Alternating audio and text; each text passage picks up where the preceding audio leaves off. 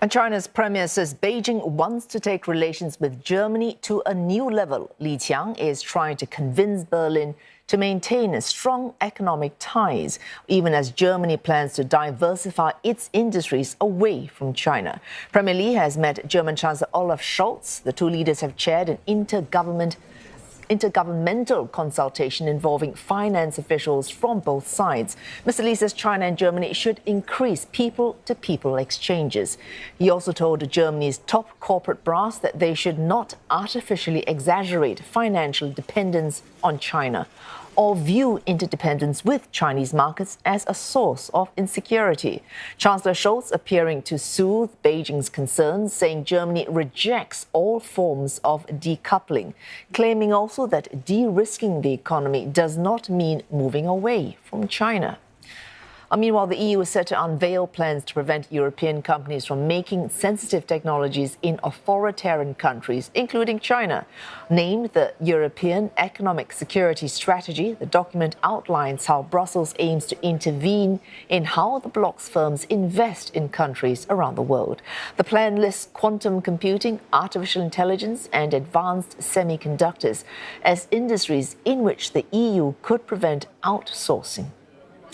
And for more, Trent Murray joins us live from Berlin. Trent, what concrete results can we expect from Premier Li's trip to Germany, given that Berlin and its new national security strategy has labelled Beijing a systemic rival?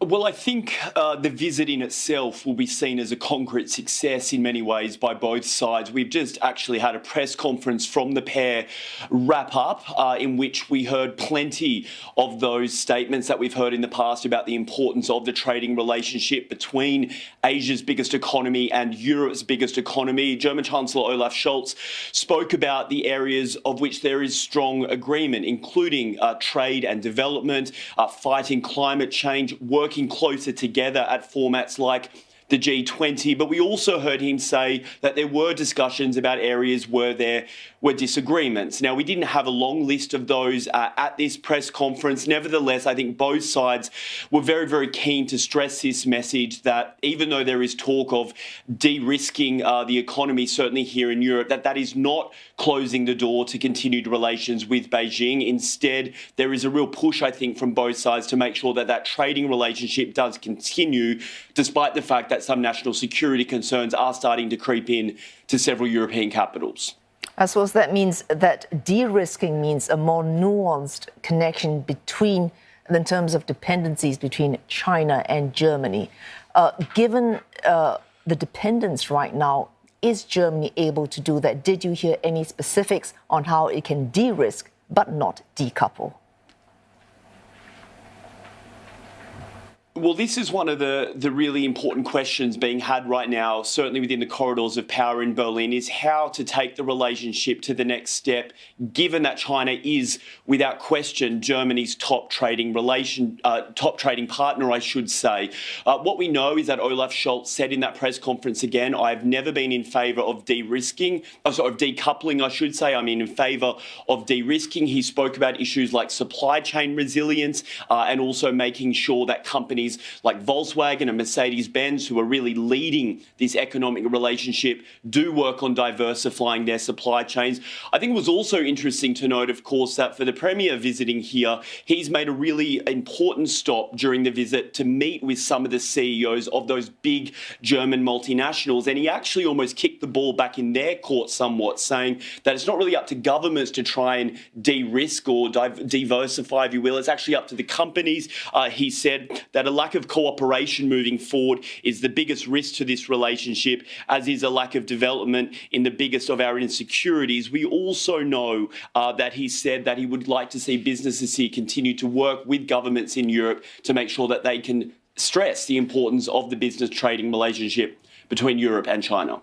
Trent, as you mentioned, it's not just in the corridors of power in Berlin, it's in the corridors of power in the European Union as well. The EU, of course, are fleshing out its plan on how to make de-risking work. I mean, it's outlined quantum computing, artificial intelligence and advanced semiconductors, these things to be more protective about investments in these particular industries. Is that how the EU plans to balance its security and economic needs when it comes to countries which it calls authoritarian, and that might include China?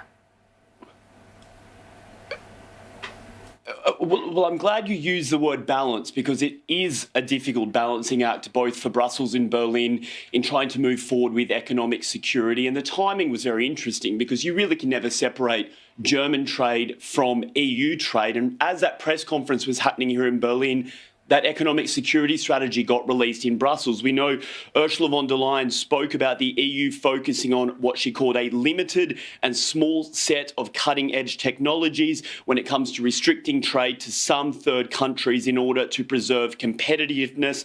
She wrapped up by saying we just have to be more assertive. Now, as you said, this is not an overall approach to all sorts of industry. One of the ways that the Commission has backgrounded journalists on this is by saying, look, this is not about, say, car factories or small-scale manufacturing. It's about the really advanced stuff. 6G technology, semiconductors, artificial intelligence, the areas where there is concern about intellectual property. In other words, the EU sending some of its best and brightest technology off abroad only to be potentially taken by third countries. That is what the EU wants to try and stamp out, but it is a difficult balancing act. This strategy now will go off to EU member states, including Germany, for them to look at it, for them to comment on it, and then we expect it will be discussed in greater detail at the next EU meeting later in a few weeks. Thanks for that. Trent Murray crossing live to us there from Berlin.